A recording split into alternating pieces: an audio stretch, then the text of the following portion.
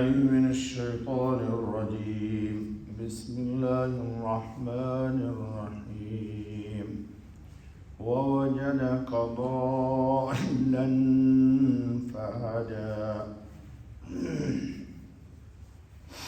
دوستو، یہ آپ کے سامنے الضحیٰ کی آیت نمبر 7 پڑھی گئی. پیچھے گفتگو ہو چکی ہے کہ اللہ رب العزت نے حضرت خاتم النبی علیہ الصلاۃ والتسلیم سے فرمایا تھا وَلَسَوْفَ يُعْطِيكَ رَبُّكَ فَتَرْضَىٰ. اس کے بعد آیت آئی تھی أَلَمْ يَجِدْكَ يَتِيمًا فَآوَىٰ، کہ حضور صلی اللہ علیہ وسلم یتیم تھے. اللہ تعالیٰ نے لیکن ایسی تربیت، ایسی پرورش اور ایسی سربلندی عطا فرمائی کہ جن کے ماں باپ ہوتے ہیں وہ بھی اش کر کے رہ گئے کہ اس نبی خاتم کی اللہ نے کیسی نرالی تربیت کی، اور وہ کائنات عالم کے لیے معلم بن گئے، بلکہ معلم انسانیت نہیں، محسن انسانیت ہے حضرت صلی اللہ علیہ وسلم. آج کی آیت جو آ رہی ہے اس میں ایک بات پہلے سمجھ لیجیے، پھر آیت کا ترجمہ ہوگا. پوری زندگی ایک بات یاد رکھیے، جو لوگ پڑھنے لکھنے کا ذوق رکھتے ہیں، لغت کو دیکھ کر کے کبھی بھی ترجمہ کیجیے گا تو بھٹکنے کا اندیشہ نہیں، بلکہ غالب گمان ہے کہ انسان بھٹکے گا. ہر جگہ لغت آپ کو صحیح ترجمانی نہیں کرتی، اور اہل زبان جس زبان میں کلام ہو اس زبان کے لوگوں کی بات اس سلسلے میں حجت ہوگی. یہ لفظ آ رہا ہے ضالن. ضالن کا عام طور پر ہم لوگوں کے ذہن میں ترجمہ ہے کہ گمراہ. حضرت صلی اللہ علیہ وسلم کے لیے یہ ترجمہ بالکل مناسب نہیں ہے. سن 80 کی بات تھی جب ہم خلیج میں آ رہے تھے تو بامبے میں رکنا ہوا 10-15 روز. تو کیا کرتے، تو ہم رہتے تھے بھنڈی بازار میں، وزیر بلڈنگ میں. تو نیچے ہی کتاب کی دکان تھی.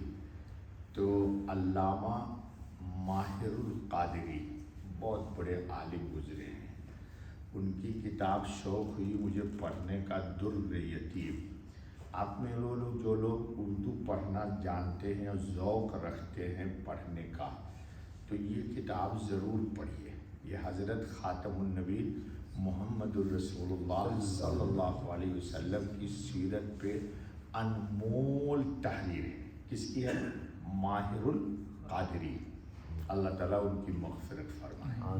جی، تو ماہر القادری کی کتاب میں نے سن 80 میں پڑھی. انہوں نے اس آیت کی تشریح بہت البیلی کی ہے. ہماری زبان میں ہم اردو والے ہیں تو البیلا کا لفظ بہت اچھا ہے، بہت البیلی تشریح کی ہے ووجدک ضالا. تو یہاں پر گمراہ ترجمہ مت کیجیے ورنہ بھٹک جائیے گا. حضور کے لیے صلی اللہ علیہ وسلم ایسا کوئی تصور قائم نہ کیجیے گا. کیوں؟ آج کل ہمارے ختم نبوت میں بھی یہ بات آتی ہے، جس کو اللہ پاک نبی بنانا چاہتے ہیں اس کو ہر نامناسب زیغ، زلال، کفر، شرک، بدعات، خرافات، ان تمام چیزوں سے، غیر مناسب باتوں سے اللہ رب العزت ان کی بچپن سے حفاظت کرتا ہے اور ان کی تربیت کرتا ہے، ان کی حفاظت کرتا ہے. اور ہم سنا چکے ہیں آپ کو واقعہ کہ بیت اللہ کی تعمیر ہو رہی تھی، حضور بچے تھے تو چلے گئے پتھر اٹھا کے لانے جبل کعبہ سے. تو چھوٹی عمر کے تھے تو آپ نے سوچا میں تہبند کھول کے سر پہ باندھ لیتا ہوں تاکہ پتھر نہیں چبھے گا. تو سطر کھلتا آپ کا فوراً جبرائیل آئے اور سطر کھولنے نہیں دیا. اس دن میں نے ایک کتاب کہا تھا آپ کو پڑھنے کے لیے، میں اپنی تو نہیں دوں گا، بخیل ہوں اس معاملے میں، لیکن آپ پڑھیے ضرور، مدارج النبوہ. ہاں، اس دن میں نے بتایا تھا، تھوڑا پڑھا کیجیے، سیرت کو پڑھیے، سیرت کو. اور سیرت پر ایک بات یاد آ گئی. ابھی مولانا صفی الرحمان مبارک پوری ہمارے زمانے میں طالب علم تھے, وہ ہم سے سینئر تھے, میں جونیئر تھا. تو ان کی کتاب ہے الرحیق المختوم, جی سیرت کی کتاب ہے یہ انہوں نے عربی میں لکھی اور شاہ فیصل ایوارڈ حاصل کیا, پھر اس کا ترجمہ اردو میں ہوا اور اب وہ انگلش میں بھی ہے. لیکن مزہ جو اردو میں ہے وہ دوسری زبان پہ نہیں ہے, جو ہماری وہ مادری زبان ہے نا.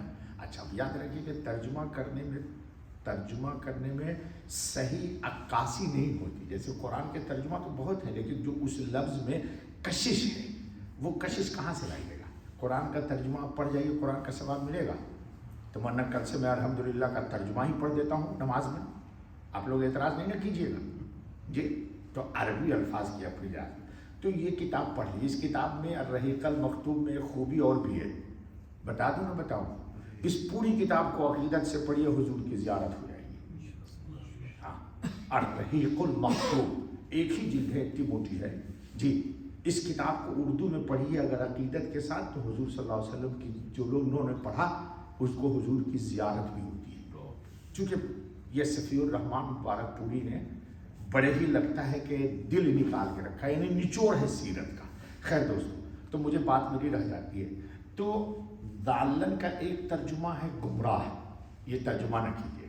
اب ضالن کا ایک ترجمہ ہے حیران و پریشان. کیا حیران؟ کیوں حیران و پریشان؟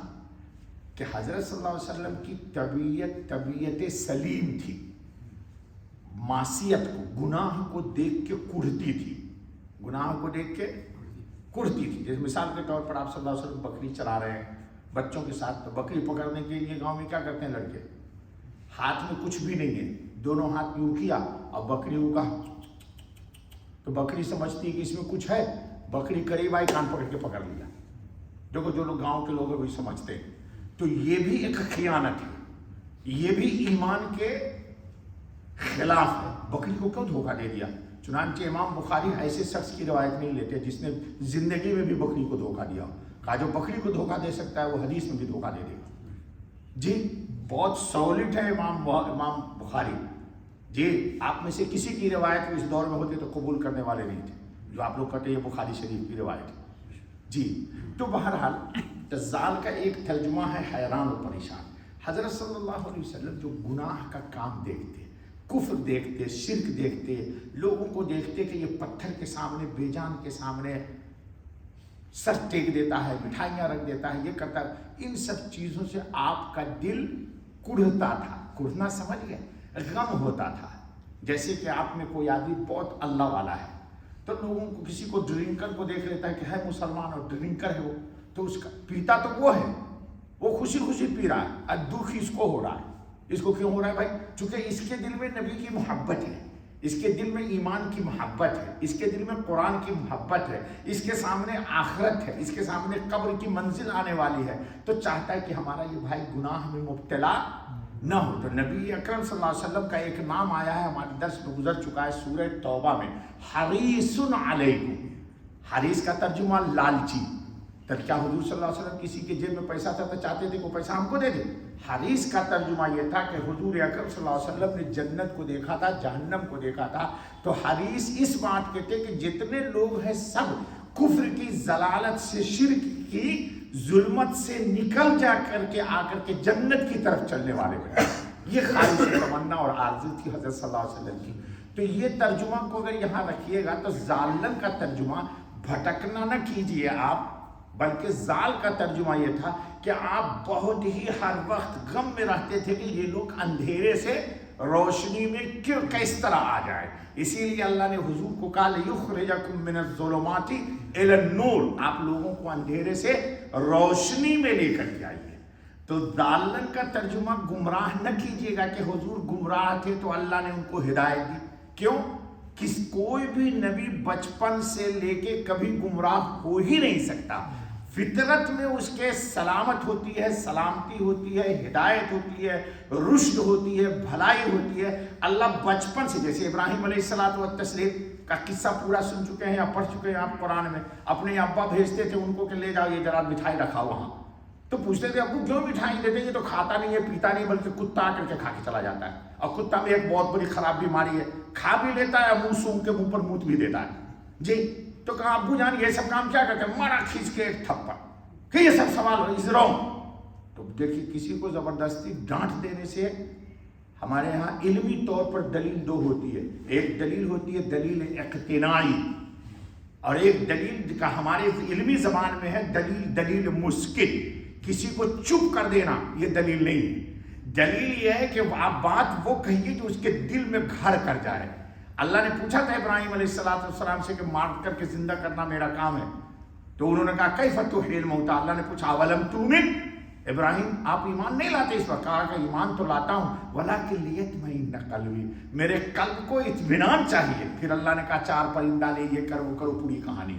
تو اس لیے حضور اکرم صلی اللہ علیہ وسلم کی سیرت کے سلسلے میں دوستو، یا قرآن اور احادیث کے ترجمہ کے سلسلے میں کبھی بھی لفظ کا سہارا نہ لیجیے گا۔ میں نے آپ کو ایک واقعہ سنایا ہوگا، 10 کل دے دیں گے، بات بھی یاد آ گئی۔ میں سلالہ میں تھا، میں تقریباً 15 سال عربی کا امام رہا ہوں۔ ایک مولانا آ گئے میرے پاس، بھائی مفتی صاحب بہت پریشان ہو، کیا ہو گیا؟ یہ دیکھو بخاری شریف کی روایت یہ صاحب لے کر کے آئے ہیں، اور بخاری میں سچ میں 2 جگہ یہ روایت ہے کہ اما عائشہ کی روایت ہے کہ باشرنی رسول اللہ صلی اللہ علیہ وسلم وہو صائم، و باشرنی رسول اللہ صلی اللہ علیہ وسلم وہو معتکف، اعتکاف میں بھی صوم میں، دونوں جگہ بخاری کی روایت ہے۔ اور مباشرت کا ترجمہ کیا ہے؟ بیوی سے صحبت کرنا۔ تو ترجمہ کرنے والے نے بھی اردو میں کر لیا، کیا ترجمہ کر دیا جی؟ کہ مجھ سے حضور نے مباشرت کی حالانکہ میں حیض میں تھی، اور مجھ سے حضور صلی اللہ علیہ وسلم نے مباشرت کی اور وہ اعتکاف میں تھے۔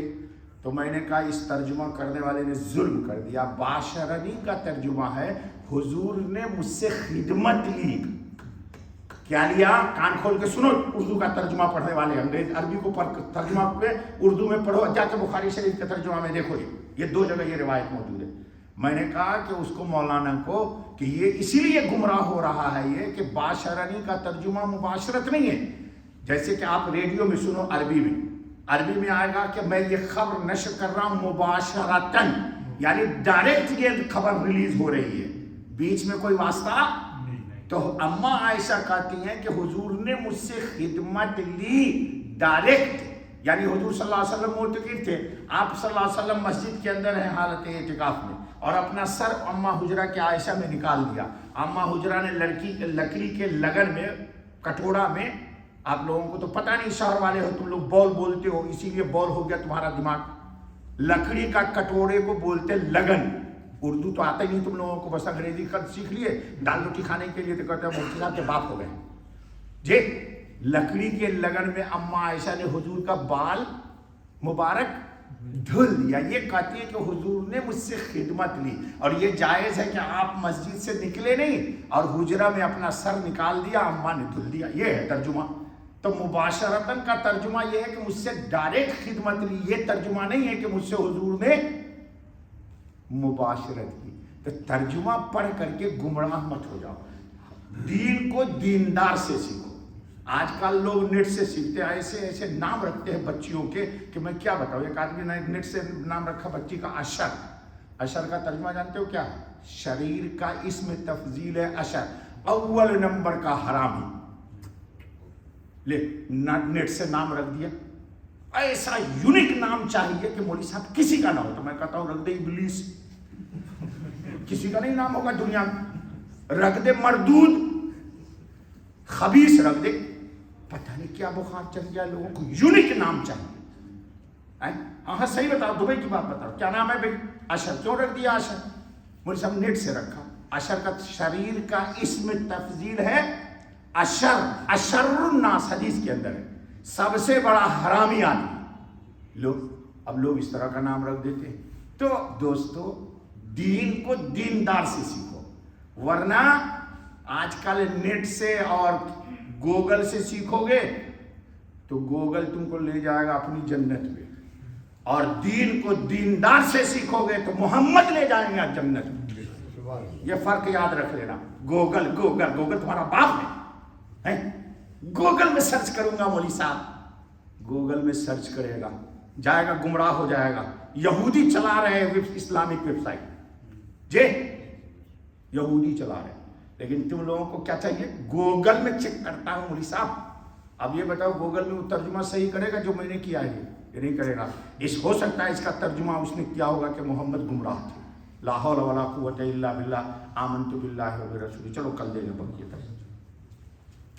اس لیے ہمیشہ لغت پہ سہارا مت کیجیے، لغت پہ ابھی گمراہ ہو رہے ہیں لوگ، کیسے گمراہ ہو رہے ہیں؟